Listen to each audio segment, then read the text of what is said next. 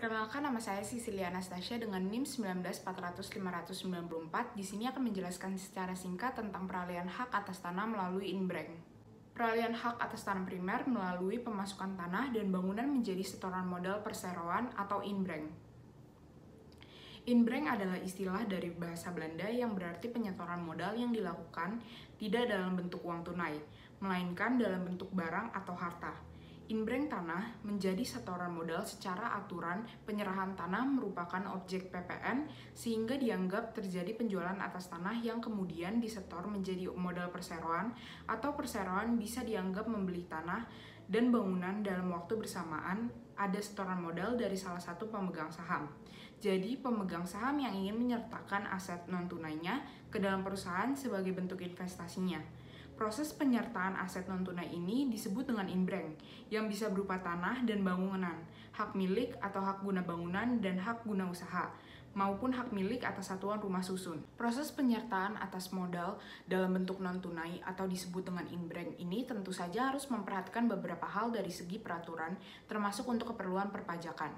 Karena aset yang disertakan sebagai modal bukan dalam bentuk uang tunai atau uang, maka aset ini harus dilakukan penilaian dari jasa penilai profesional dan independen, di mana cara penilaian penyertaan modal yang berupa tanah dan bangunan maupun satuan rumah susun ini harus dinilai berdasarkan pada nilai wajar dan disesuaikan dengan nilai dasar. Dengan begitu, nilai dari tanah maupun satuan rumah susun ini ditaksir sesuai kondisi pasar pada saat itu. Ketentuan perpajakan untuk inbreng.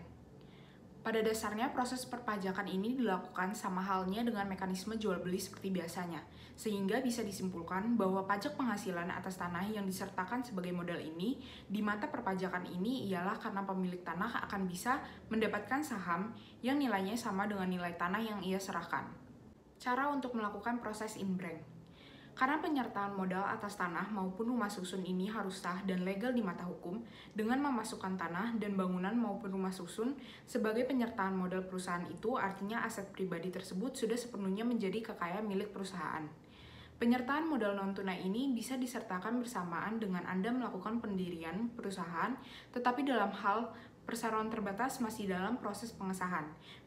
Bisa ditanyakan ke notarisnya sudah sampai mana proses pendaftarannya pada sistem administrasi badan hukum pada Kementerian Hukum dan HAM.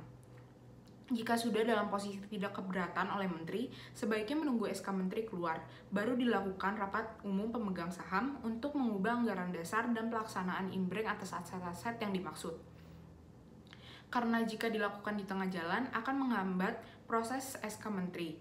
Namun jika masih dalam proses entry data Dian 1, bisa dilakukan permohonan pembuatan akta, perubahan, atau perbaikan yang mengubah tentang setoran modal yang dimaksud. Akan tetapi, bila penyertaan modal perusahaan non-tunai ini setelah perusahaan didirikan dan telah beroperasi, maka Anda harus melakukan penambahan modal ini melalui mekanisme rapat umum pemegang saham atau RUPS luar biasa seperti yang diatur secara jelas dalam Undang-Undang Nomor 40 Tahun 2007 tentang Perseroan Terbatas Pasal 41 Ayat 1.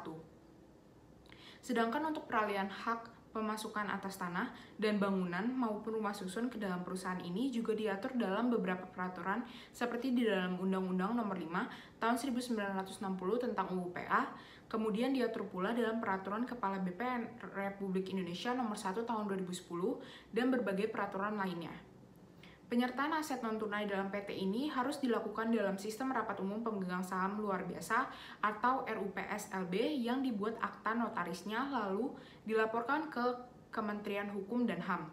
Perubahan modal karena pemasukan tanah dan bangunan tersebut menjadi modal perseroan terbatas. Kemudian dilaksanakan ditandatangani akta pemasukan di hadapan PPAT. Juga harus menyelesaikan urusan Anda terkait dengan perpajakan aset tanah dan bangunan maupun rumah susun tersebut. Setelah itu dilakukan pendaftaran tanah, pemeliharaan data untuk melakukan balik nama hak atas tanah dan bangunan maupun rumah susun tersebut menjadi nama PT. Perseroan terbatas atau PT merupakan persekutuan modal di mana harta perseroan terbatas terpisah dari harta pribadi pemegang saham, sebagaimana dijelaskan dalam Pasal 34 Undang-Undang Nomor 40 Tahun 2007 tentang Perseroan Terbatas atau UU PT. Para pendiri atau calon pemegang saham PT menyetorkan modalnya dalam bentuk uang tunai, aset maupun goodwill atau kecakapan atau nama baik. Dari penjelasan singkat yang sudah saya baca, bisa saya tarik kesimpulan, pemegang saham menyetorkan modal dalam bentuk aset pribadinya ke dalam harta kekayaan perseroan terbatas. Maka hal tersebut harus diperhitungkan dengan sejumlah saham. Perbuatan hukum tersebut disebut sebagai inbrank. Atas setoran berupa aset dimaksud, selanjutnya harus dilakukan balik nama dari semula atas nama pemegang saham menjadi ke atas nama perseroan terbatas. Sekian dari saya, kurang lebihnya mohon maaf dan terima kasih.